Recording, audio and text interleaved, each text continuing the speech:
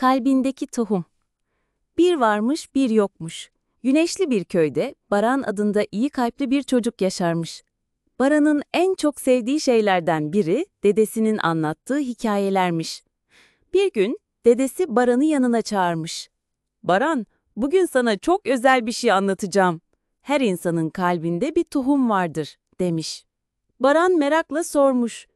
"Nasıl yani dede? Kalbimizde ağaç mı büyür?" Dede gülümseyerek başını sallamış. "Evet, ama bu görünmez bir ağaçtır.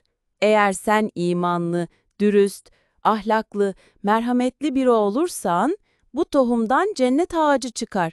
Tuğba ağacı derler ona. Sevgiyle, iyilikle büyür.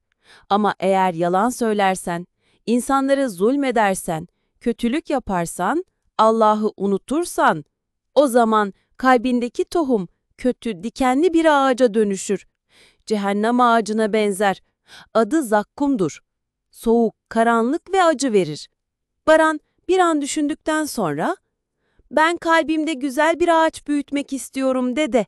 Herkesin gölgesinde huzur bulduğu bir ağaç." Dede başını okşamış. "O zaman kalbine iyi bak evladım. İmanla sulayıp insanlara haksızlık etme. Malını çalma ve güzel davranışlarla besle. Ve her zaman şöyle dua et ve inan.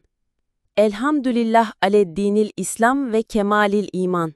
İslam dini ve tam bir imanla yaşadığımız için Allah'a hamdolsun." O günden sonra Baran, kalbindeki görünmeyen ağaca çok iyi bakmış.